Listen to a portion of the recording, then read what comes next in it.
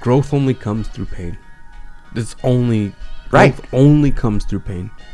You don't take like something that happened perfectly, like I'm going to learn from that and change it. You don't even think about it. It doesn't even register on your radar. Yeah, exactly. Only through your struggles can you grow. Yeah, stress creates strength, just like your muscles. Yeah. You don't get strong by thinking happy thoughts. You get strong by stressing, putting a load on your muscle, breaking it down, forcing the body to repair itself to make it stronger.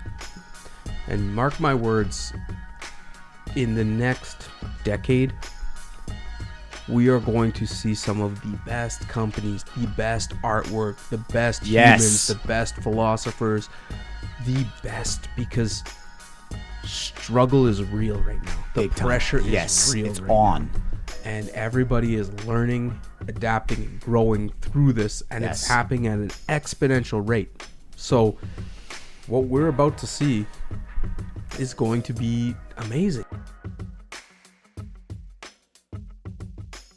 Welcome. It is another week and another episode of the Budo Brothers podcast. You got Kyle. And Eric.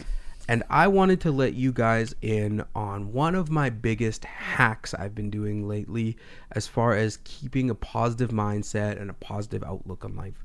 I really find that some of the older things I've been listening to, podcasts, etc., have not been resonating with me the same way. With all the craziness in the world, I needed something a little bit more aggressive because things are more aggressive right now. A mental framework in order to deal with all of the poison, especially because you hang out with people and it's always something serious. Mm-hmm. And why not look at some of the people in history who dealt with some of the hardest times possible? Right. And that was the Stoics, right? So one of the practices I've been doing is reading the Daily Stoic. It's a book by Ryan Holiday, a fantastic book. It's, you take a page, you read it every day, and it just lets you meditate on some specific things. Mm-hmm. And I found that those lessons applied to my day have been helping to make my day less focused on doom and gloom, mm-hmm. more on let's control what's within my stratosphere and go on. Now, I had one pop up, and I really wanted to hash it out. And it is called Some Simple Rules. Simple rules. All right. I'm going to read a quote. Okay. And this is what we want to talk about in this podcast today. In your actions, don't procrastinate. In your conversations, don't confuse. In your thoughts, don't wander. In your soul, don't be passive or aggressive. In your life, don't be all about business. I thought that was ultra powerful. And I'll go into a little of these things and we can talk about it. So let's maybe start at the first bit. In your actions, don't procrastinate. That's a tough one, man. And I struggle with procrastination when it comes to things that I don't enjoy.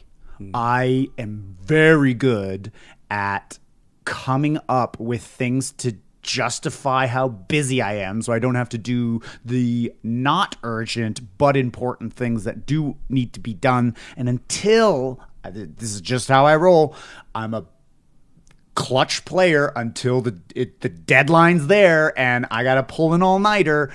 It's going to get done and it's going to be great. But I need that pressure. I'll procrastinate without that kind of pressure, which is something that I've struggled with because a lot of these things that I'm procrastinating on are super important. Yeah. I find with procrastination too, you make the problem so much bigger in your head. Bookkeeping, for example. This problem was the most massive thing in our minds. And not till you do it, like you're sitting there like, oh man, I got to enter and all these things. It's going to be the worst. I'm going to be sitting here all night. It's going to take you 6 hours. And then you go do it and it's like an hour of work, right? But in your mind, it was the biggest undertaking, the biggest insurmountable task possible. And what's funny too is because like I notice I do it with simple things too. Ordering boxes. ordering Kobo boxes to package up our Kobo. We have a whole bunch of Kobo that we can't package up right now because I didn't get on it in time. Like, yeah, I'll do that. Oh, yeah, I'll do that tomorrow. Okay, yeah. Hey, do we have boxes? No, we don't. Great. Well, I can't even, like, the thing is I don't even get mad at it because I do the exact same thing. You hear it, like, oh, for sure. I'm going to do it. Yep. I'm going to do that for sure. Yeah. All of a sudden, you're just like, yo, did you do that thing? Nope. Oh, shit. I'm doing it right now. Doing it right now. And it literally took me 10 minutes to log online and order some boxes. But for whatever reason, I chose to procrastinate for 2 weeks on that. In the episode before this, we were talking about power. Yes. Power is the time it takes to do work over time. The faster you get something done, the more powerful you are. Yeah. Right? Exactly. So when you get a task and you know it's something that you have to do, it's way more powerful to just do it. Zip it off. Right there. Yeah. Like emails. Yeah. Oh, I'm going to get back to this. Yeah. Or no, just like, if you're reading emails, hammer it. Yeah. If somebody's like, oh, let's schedule a lunch. Yeah. We totally should. Let's work out a time. Yeah. Like, just right then and there. Do it right there. Okay, yes. Cool. Put it in my calendar. Boom. It's true. Procrastination, it robs you. It robs you of your dreams. It's bananas. All right, number 2. In your conversations, don't confuse. Be clear. Your communication should be laser precision. There should be no confusion around what your intent of the message is. Often, if you're not speaking clear, you can be misinterpreted. Oh, I thought you said this, Kyle. No, I said this. It's actually on us to make sure that we are communicating clearly and that our communication is precise and does not create confusion. It's laser focused, and the better you can get at communication, the more powerful you'll be. I find with communication too, the clearer you are internally on your intent, the easier it is for you to communicate. If you don't really know what the outcome or what it is that you want, you're wishy-washy in your communication, because within your communication, your mindset is jumping back and forth, like from thought to thought, like, oh yeah, that's right, this is right, oh yeah, this is right, versus like, you know what, let me think about that and I'm going to get back to you. Or going all in on what you believe is true, right? Even if you're wrong, yes, it's okay to communicate and say, do this, and to be wrong. Yeah. But when you show wishy-washiness, back and forth, yes, like, it's like, pick a stance and talk about it. Even in a debate. Like, if you're having a debate with somebody, you have to have your stance. Yeah, exactly. And your point. Nothing's worse than talking to a person and they're talking about 19 different things and they don't string together and there's no point and there's no beginning, there's no ending. Yeah. Clear, concise, and on topic, on point. And honesty as well. Words left unspoken slowly eat away at who you are as an authentic person. To be able to authentically express yourself and to authentically articulate the thoughts in your head and the feelings in your heart, that is incredibly powerful. And for you, one of your biggest skill sets is your ability to communicate, right? You put in a lot of work into communicating. For somebody who maybe is not a good communicator in their eyes, how would you start to learn to communicate effectively? It's so simple. And all I did was bring into becoming aware of the words that are coming out of your mouth. Become aware of how you're speaking. Become aware of your filler words. I say a lot. I used to. Way more effective to have a pause. See, I could have said there and filled the air, but you wait. And as the pause is there where you're collecting your words, it actually makes people listen even more. Like, what is he going to say? Yeah. It draws people in. And the best part about communication is It turns out we talk a lot throughout the day. There is no shortage of opportunities to practice your speech, to articulate how you're feeling, to give an honest opinion that is structured, clear, and cannot be confused. I think tapping into that and just bringing awareness to your speech, by definition, you are practicing. Guess what? We talk all day. Try to bring awareness to it and you will get better. Love that. The next piece, in your thoughts, don't wander. To me, that says, be present. If you're in a conversation with somebody, don't be thinking about the groceries or what you have to do next week. Be present in that conversation. If you sit down to a piece of work, focus on that task at hand. Your intention and attention is so important. Where you shine the flashlight, right? If you think of your attention and awareness as a flashlight, like you could sit there and swing that around there, but if you want to get something done, you have to spotlight on the thing that you are trying to accomplish and shine the light on it, right? You need to put your attention, focus, awareness, and presence into things because it increases the speed at which you get things done. And it's kind of where happiness lies, is in the present moment. We always talk about that. Yeah. Presence is so important to happiness. Yeah. When you first read that, in your thoughts, don't let them wander, I instantly didn't agree with it. And the reason being, that's where my ideas come from, is letting my mind wander, letting my mind go think of blending things that would never be blended. And all of a sudden, boom, I got struck with a wicked idea. And now I'm designing it because I let my mind wander. I considered random things. I don't have an agenda. I'm sitting out looking at a tree and letting my mind wander. There's value in letting thoughts wander. I think, though, if you structure the framework for that, because letting your mind wander about all these creative things while you're in a boxing match is probably not a good idea. Exactly. No. Letting your mind wander about all these creative things while you're giving a speech is probably not a good idea. Yeah. Letting your mind wander about all of these things while you're doing focused work. Right. But if you're sitting down, Setting time for it. and setting time to let your mind wander, Yeah. it's probably a good thing. Right. Yeah. That's going to the sandbox.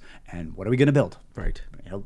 Let's run some tests. Let's try some things. Let's see if we could do this. Yeah. And these tests don't always work out. No. A lot of them flop. Right. But we're in the lab. Yes. We're letting our ideas run. We're letting our mind wander. But I agree that I set time aside for that. Right. And you can never be present if your mind's wandering. You can never be present. But I also know that it's kind of this elusive state where sometimes it's really inconvenient and it's actually really interesting. Often some of my most clear, profound realizations are when there's something big happening. Just recently, I was emceeing a party, and there was 1,500 people that I would have to speak in front of. Right. And I started feeling and it's always, the few days ahead of it, that pressure when it's like, now's not the time to get creative and think about things, but that's when it often comes, is when there's something that I'm excited about. It gets me into this creative state, and I'm clearly not thinking about this speech I'm giving, but I just had this amazing idea for Budo Brothers, and I'm drawing things. And I'm like, oh yeah. Do you think that's internally because everybody wants to procrastinate because the task at hand is serious, right? Yeah, sure. Your body's like, I'm gonna think of everything else but to get you off of this topic. Here's a good idea. I'm gonna even throw gold his way. Like, here, take this, take this, right? Yeah. But I do think that that's it. But you're right. Some of the most unexpected times produce the most important thoughts in your life. And often, like, how many times have we said that, where I was supposed to get something done, but I hit a creative streak and I filmed a video and I'll be up till 3 a.m.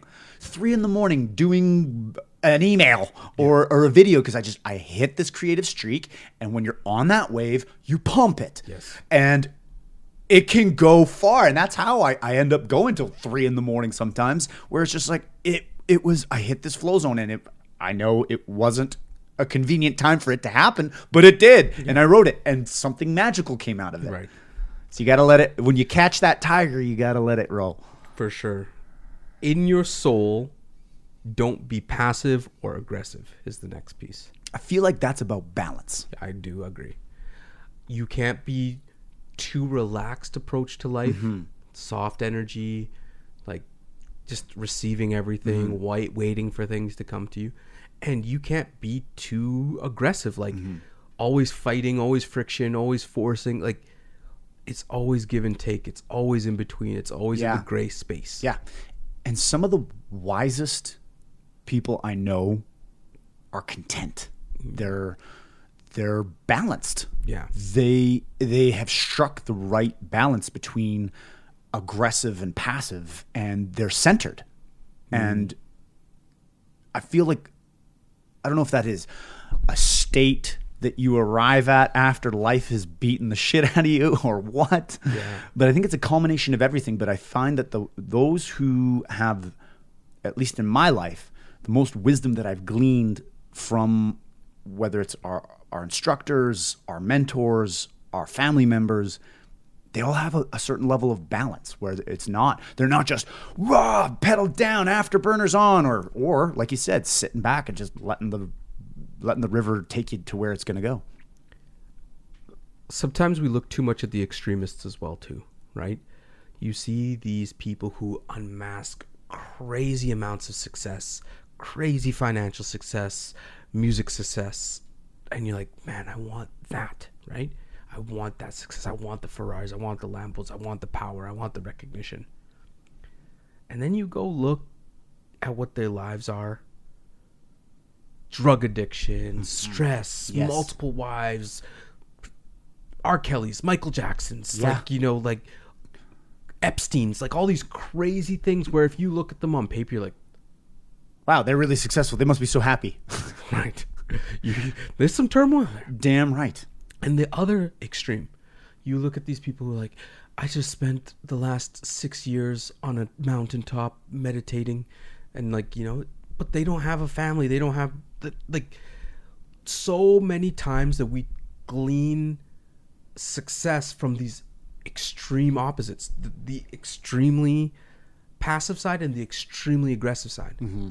Where we should be learning from the people who are the balanced people in the middle. But a lot of times you don't even hear about those people because they fly under the radar. They're not extreme. They're not smashing these records and they're living happy, humble lives full of abundance and prosperity. That are centered in both aspects. Yes, yeah. Right? And it's not to say that we can't turn up some hey, it's time to let's get aggressive. Let's do this. Hey, we got to sit back, take the foot off the gas. You flow between those two states. Exactly. But you're not stuck in one. And that's the problem with the extremists. Like, if you're Gandhi, like, no fighting, no this, like that, and you're the other extreme. Let's say you're a cage fighter. Like, it's like you need to find the balance, right? Yeah, exactly. It's always in between the two opposites. Like the yin and yang symbol has a piece of the white in the black and the piece of the black and the white because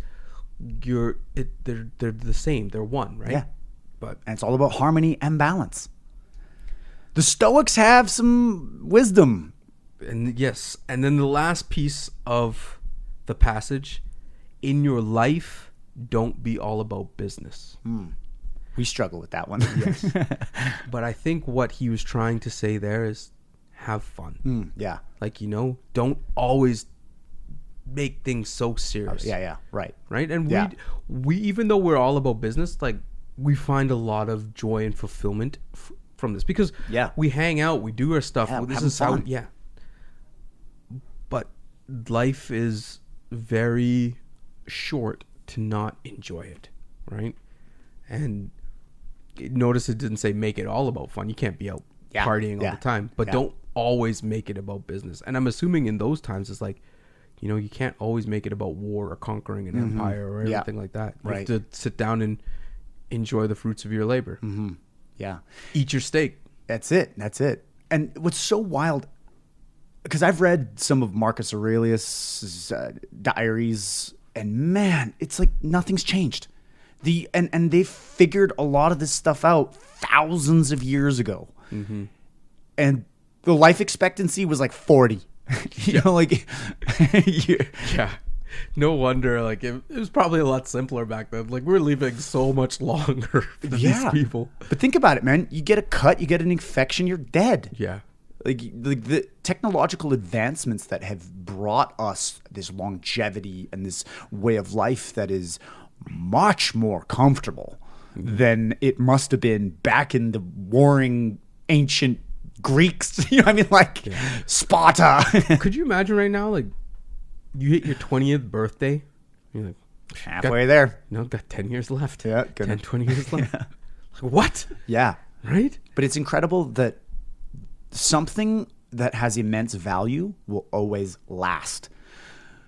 The Stoics that wrote these things down, why? How has that survived?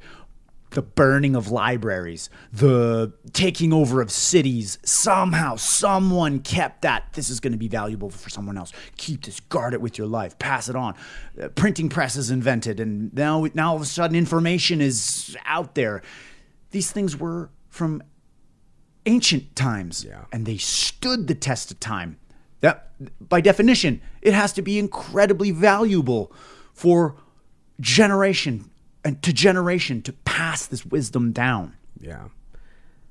And it's just warrior culture. It is Budo. Like, you know, what they're saying is Budo, right? Yeah. The Japanese just had a much, they say the exact same things, presence, this, that.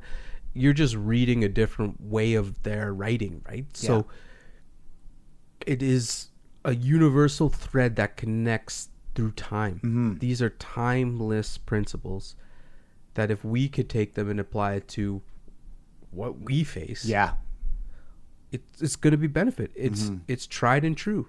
It's like gold. Yeah. Like, why is gold valuable right now? Yeah. Right? You know, it's like not lying. Why is that important? Like these are just universal principles. Yes. That if you can follow them, you win. And creating simple frameworks for your life, I think, is important. Too many times we overcomplicate what we need to do. I need to do this. I need to be this. I need to do all of these things. It's like, no, just focus on these simple things. Keep it simple, stupid. Yeah. It's so easy to make things complicated. Yeah. It really is. And we're masters of it. Yeah. And the more complicated it is, the more difficult it is. Why does everybody want to make life more difficult? Like, it's bananas. Like, that is what our programming is. We are programmed to increase difficulty. I don't understand it. It's just a human characteristic.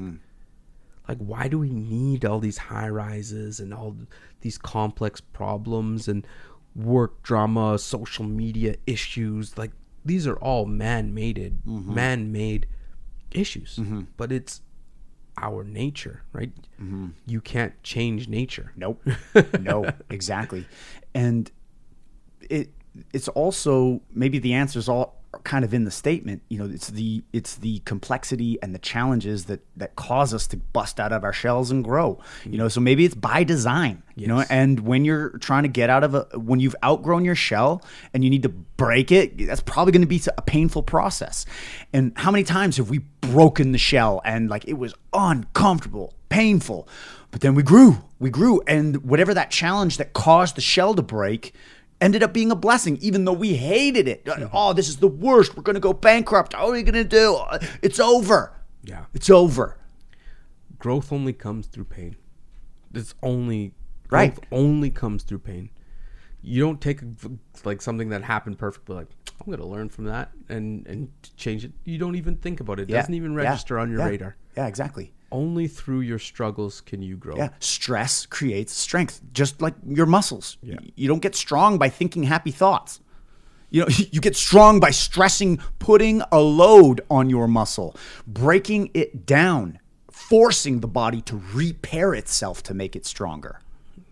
And mark my words, in the next decade, we are going to see some of the best companies, the best artwork, the best humans, the best philosophers, the best, because struggle is real right now. The Big time. pressure is Yes, real it's right on. now. And everybody is learning, adapting, and growing through this, and it's happening at an exponential rate.